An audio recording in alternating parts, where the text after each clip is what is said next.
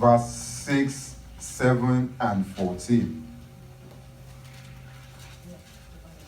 Romans 8, 6, 7. For to the carnally minded is death, To be carnally minded is death. but to be spiritually minded is life and peace. To be spiritually minded is life and peace. Because the carnally mind is enmity against the Lord. Because the carnal mind is enmity against God. But it is not subject to the law of God. It will never subject itself to the law of the Lord. Neither indeed can it be. 14. Verse 14. For as many are led by the Spirit of God, For as many that are led by the Spirit of the Lord, and they are the sons of God. they shall be called the sons of God. For ye have not received the spirit of the bondage again to fear. When you came into this fold as a member, the Constitution states that you should let go of every other membership of any other association. That's what the Constitution states. That we are not promoting or upholding it does not change it. There's nothing bad about you being a wizard or a witch.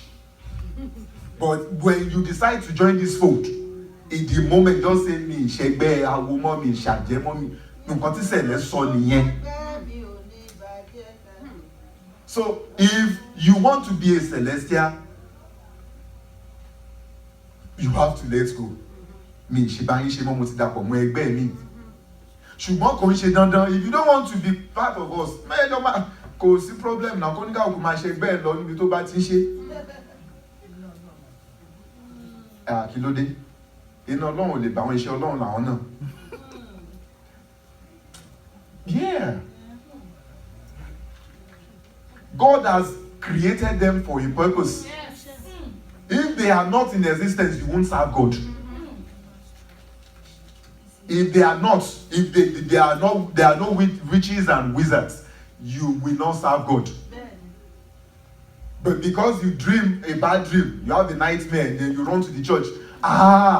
One day, it was this. Then you will know that there is God. So God has created them for that purpose. So let them be. But for this denomination, you have to let go. Mi ṣe mọ́. Ẹ̀kọ́ ìkíní ní kíákíá láìgbára lákòókò. Ẹsẹ̀ mẹ́ta ń bẹ. Ẹ̀kọ́ ìkejì ẹsẹ̀ mẹ́ta ń bẹ. Nígbà tá à ń ṣí lọ́wọ́, a fi oore ọ̀fẹ́ ìdúpẹ́ lọ́wọ́ Ọlọ́run fún ìgbésí ayé àwọn bàbá wa lórí òkè yìí. Àti gbogbo àwọn àgbà pẹpẹ lọ́kùnrin. A dúpẹ́ lọ́wọ́ Ọlọ́run fún ìgbésí ayé àwọn ìyá wa àgbà pẹpẹ lóbìnrin. Nítorí pé bẹ́ẹ̀ yóò bá sí ń bí, ó ṣeé ṣe kí ìjọ má sí ń bí.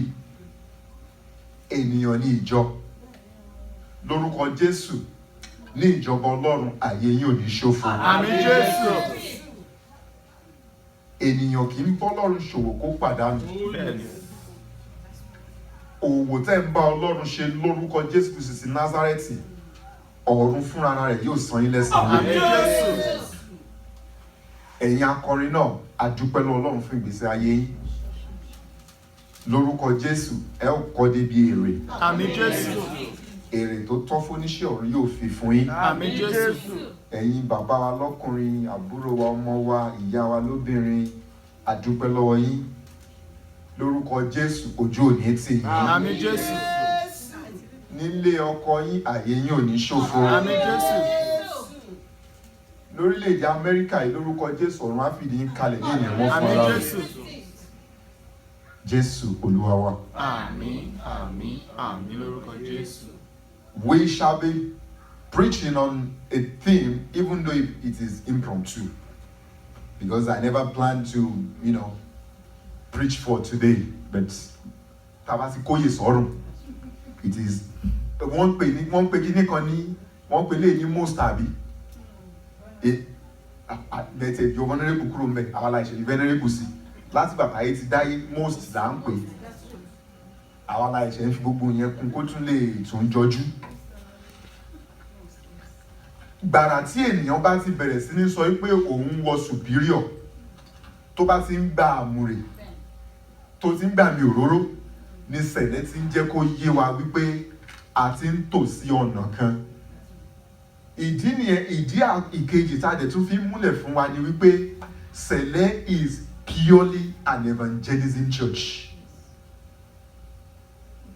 Gbogbo àgbà pẹpẹ pátápátá kò sí kankan tẹ́ lè rí senior pastor àbí senior apostle ńbẹ̀. It is superior evangelist. Gbogbo nǹkan tó ń parí ẹ̀ kí ló ń parí ẹ̀? Evangelist. What is the work of the evangelist? That is to confirm the vision of the church.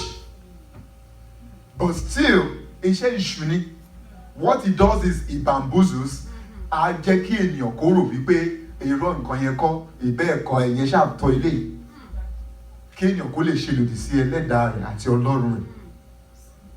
So fún ìdí èyí, a gbúdọ̀ gbáradì ní gbogbo ìgbà láti lè ṣe ìwàásù. A sì mọ̀ pé ẹ̀mí Ọlọ́run fúnra rẹ̀ á bá wa sọ̀rọ̀. Ojú òde ní tiwa. Àkọ́rí ọ̀rọ̀ tòní nínú ẹ̀kọ́ ìkíní yẹn láti rí inú ìwé Exodus orí ìkẹtàlá àbí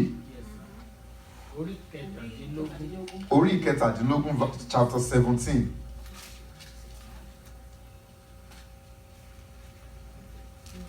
Ẹsẹ̀ ìkarùndínlógún bẹ̀ ni àkórí ọ̀rọ̀ tòní ti jáde. Only the Lord is my banner. That is Jehovah what? Jehovah Nissi. The Lord is my banner. Jehovah Nissi. If the Lord has not been your banner, you see, what you just narrated was not a small thing. It has killed a lot of people. Táyà fún yọ lórí eré, lórí highway. Bí mọ́tò tiẹ̀ sọ́másọ́ tí truck bá ń bọ̀ lẹ́yìn nǹkan, mọ́tò Holy Spirit tún bá yín páàkì mọ́tò yín kò lórí highway. A tóbi jù lọ́ba wa. Ẹ̀rù jẹ́ lọ.